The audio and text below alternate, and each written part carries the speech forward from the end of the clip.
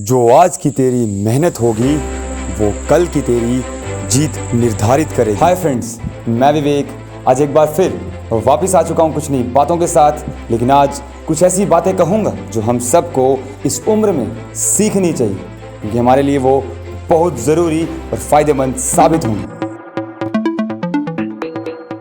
दोस्तों, हो सकता है तुम में वो टैलेंट ना हो, वो अलग बात ना हो जो तुम्हें अलग पोजीशन पर पहुंचा सकती है, अलग लेवल पर पहुंचा सकती है। लेकिन अगर तुम लोग हार्डवर्क, मेहनत करने वाले इंसान हो और करोगे तो आई प्रॉमिस यू वो टैलेंट ऑटोमेटिकली तुम्हारे अंदर पैदा होना शुरू हो जाए।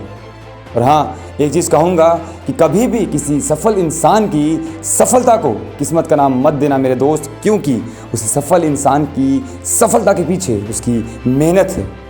तो प्लीज़ अपने इस ख्याली पुलाव से बाहर निकलो मेरे दोस्त, कि अगर तुम्हें लगता है कि कोई इंसान सुबह जल्दी उठकर रात में एक सफल इंसान बन गया तो ये सब हवाई बातें हैं मेरे दोस्त। अपने दिमाग में इस ख्याली पुलाव को हटाओ, क्योंकि हर इंसान की सफलता के पीछे उसकी दिन रात की मेहनत होती है, उसका हार्डवर्क होता है।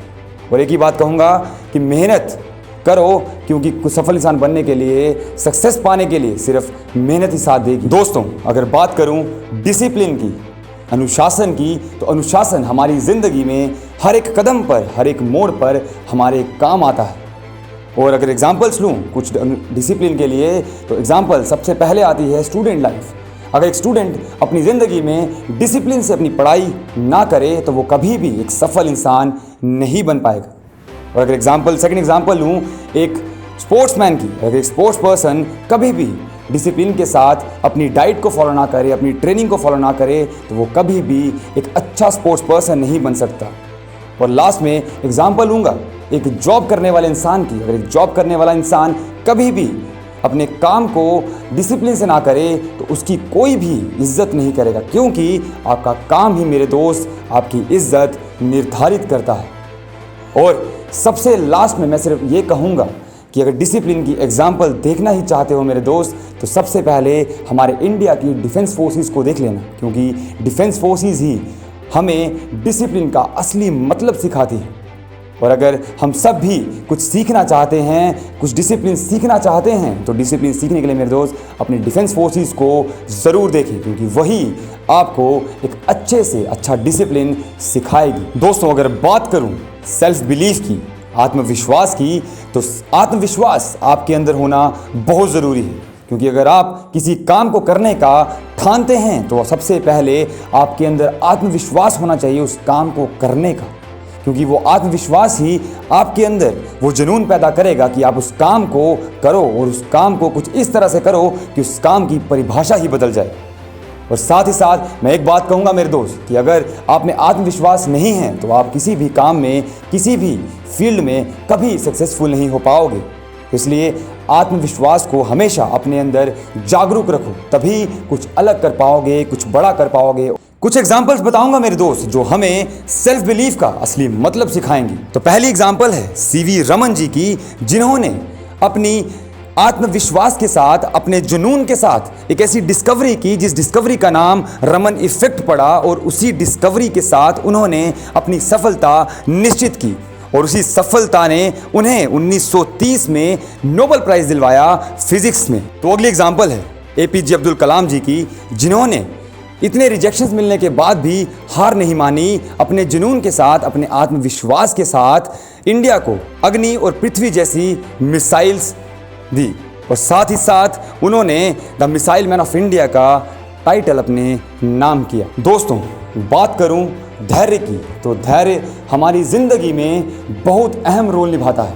अगर मैं एग्जांपल लूं किसान की, तो किसान अपने खेत में दिन रात मेहनत करता है, अपनी ज़मीन में बीज बोता है, उसे खाद देता है। उसे नहीं पता कि उसकी फसल की पैदावार कैसे होने वाली है, लेकिन फिर भी वो अपनी पूरी जी जान से, पूरी मेहनत से उस पर काम करता है, और रिजल्ट्स भी उसके फेवर में होते हैं, क्योंकि उसकी मेहनत 100% होती है। और ये किसान की मेहनत देखकर हमें भी ये सीखना चाहिए मेरे दोस्त, कि अगर हम लोग भी 100% मेहनत के साथ किसी काम को कर रहे हैं, तो आई प्रॉमिस यू मेरे दोस्त, उसके रिजल्ट्स भी 100% आएंगे और वो तुम्हारे फेवर में होंगे।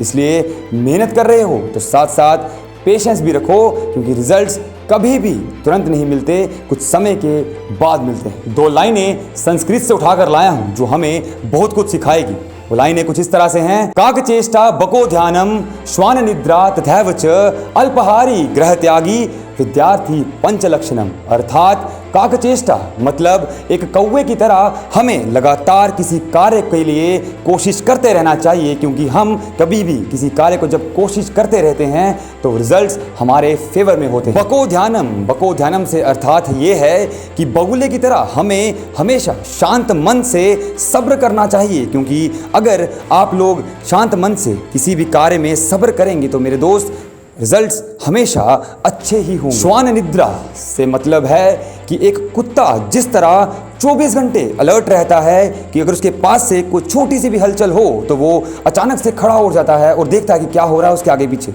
उसी तरीके से मेरे दोस्त आपको भी आलस को एक साइड पर रख के अलर्ट रहना चाहिए, क्योंकि ज़िंदगी में चैलेंजेस तुम्हारा इंतज़ार कर रहे हैं, वो कभी भी तुम्हारी ज़िंदगी में आ सकते हैं। इससे तुम्हें भी अलर्ट रखना चाहिए खुद को। दोस्तों अगला है ग्रह त्यागी।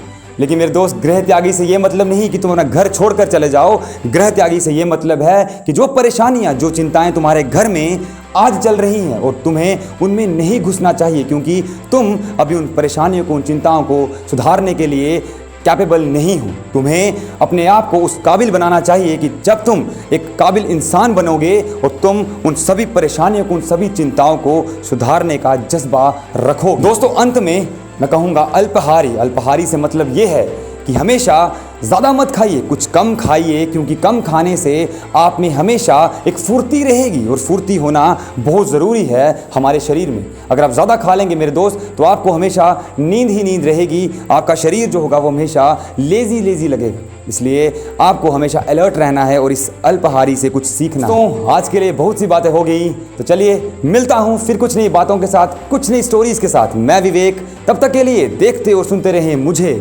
Only on MJ Talks। Stay tuned, love you all, जय हिंद।